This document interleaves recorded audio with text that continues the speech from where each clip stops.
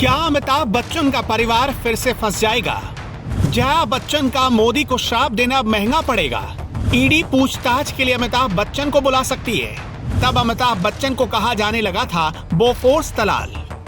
अमिताभ बच्चन एक ऐसा नाम जिसे पहचान की जरूरत नहीं है। इस नाम के दुनिया भर में लाखों फैंस हैं। अमिताभ ने अपने शानदार अभिनय की बदौलत बॉलीवुड में अपनी अमिट छाप छोड़ी है। अमिताभ बच्चन से जुड़े कई किस्से बड़े ही मशहूर हैं।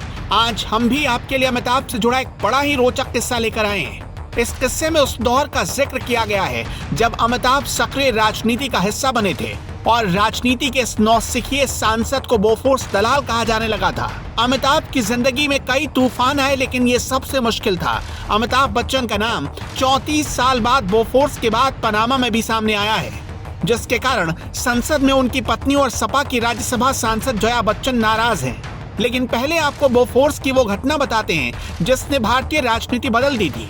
बात 1987 की है। बहुचर्चित बोफोर्स घोटाले को लेकर देश भर में हड़कंप मचा हुआ था।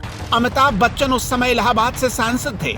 अमिताभ ने कांग्रेस पार्टी के टिकट पर साल 1984 के लोकसभा चुनाव में जीत दर्ज की थी। उन्होंने इलाहाबाद लोकसभा सीट से हेमवती नंदन बहुगुणा को हराया था। हेमवती नंदन बहुगुणा उत्तर प्रदेश के मुख्यमंत्री रह चुके थे। साल 1984 में इंदिरा गांधी की हत्या कर दी गई थी। इससे देश भर में कांग्रेस पार्टी के प्रति सहानुभूति की लहर थी। राजीव गांधी ने अपने मित्र अमिताभ बच्चन को राजनीति में आने के लिए राजी किया था। दरअसल कांग्रेस की नजर में अमिताभ ही वो शख्स थे जो इलाहाबाद लोकसभा सीट से हेमवती नंदन बहुगुणा जैसे कद्दावर नेता को चुनौती दे सकते थे। इलाहाबाद को हेमवती नंदन बहुगुणा का राजनीतिक गढ़ माना जाता था। बहुगुणा 1984 में इलाहाबाद से लोकदल के उम्मीदवार थे और पूरा विपक्ष भी उनके साथ था। वहीं अमिताभ भी तब तक सुपरस्टार बन चुके थे। अमिताभ को लेकर लोगों में काफी क्रेज था। युवा अमिताभ को देखने के लिए ललायित रहते थे। युवा लड़कियों में भी अमिताभ का चार्म था। ऐसा माना जा रहा था कि मुकाबला काफी कांटे का होगा, लेकिन कांग्रेस की लहर और अमिताभ के स्टारडम ने नतीजे को एक तरफा कर दिया। अमिताभ ने बहुगुणा को 1,87,000 से अधिक वोटों से हरा दिया। फिर अमिताभ बच्चन अपने राजनीतिक प्रभुत्व का खूब इस्तेमाल करने लगे। कई मंत्रालयों में अपनी पसंद के अधिकारियों की नियुक्ति के लिए सिफारिशें की थी। कहा जाता है कि अमिताभ के काम के तरीके को लेकर राजीव गांधी से इसकी शिकायत भी की गई थी। फिर आया साल 1987 में मीडिया में बोफोर्स घोटाले ने खूब सुर्खियां बटोरी। विपक्षी पार्टियां लगातार बोफोर्स घोटाले को लेकर राजीव गांधी सरकार पर निशाना साधती रही। बोफोर्स घोटाले में अमिताभ बच्चन का नाम भी उछाला गया। बात यहां तक पहुंच गई कि उन्हें बोफोर्स दलाल कहा जाने लगा। अमिताभ बच्चन इस सबसे बहुत दुखी थे और उन्होंने राजनीति से इस्तीफा दे दिया था।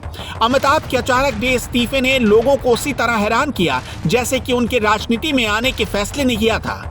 कुछ समय पहले अमिताभ बच्चन ने एक टेलीविजन चैनल को दिए इंटरव्यू में कहा था कि राजनीति में उतरना मेरी सबसे बड़ी भूल थी। अब ठीक 34 साल बाद जब पनामा पेपर्स में नाम आया तो जया बच्चन को गुस्सा आ गया, जबकि सच ये है कि ईडी अपना काम कर रहा है। अब हम आपको समझाते हैं कि पनामा पेपर्स वाला मामला क्या है और किस बात पर जया इतनी नाराज है।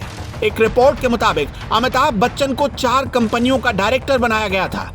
इनमें से 3 बहामास में थी, जबकि एक वर्जिन आइलैंड में थी। इन्हें 1993 में बनाया गया। इन कंपनियों की कैपिटल 5,000 से 50,000 डॉलर के बीच थी, लेकिन ये कंपनियां उन शिप्स का कारोबार कर रही थीं, जिनकी कीमत करोड़ों में थी। साल 2016 में ब्रिटेन में पनामा की लॉ फर्म के 1.15 करोड़ टैक्स डॉक्यूमेंट लीक हुए थे। भारत की बात करें तो करीब 500 लोगों के नाम सामने आए थे। इसमें बच्चन परिवार का नाम भी शामिल था। जया बच्चन ने पूरे मामले को सियासी रंग दे दिया। जया बच्चन इमोशनल हैं ताकि पनामा पेपर्स की जांच से ऐश्वर्या राय बाहर हो जाएं, लेकिन ऐसा होना मुश्किल ही लगता है क्योंकि मामला बहुत पेचीदा है।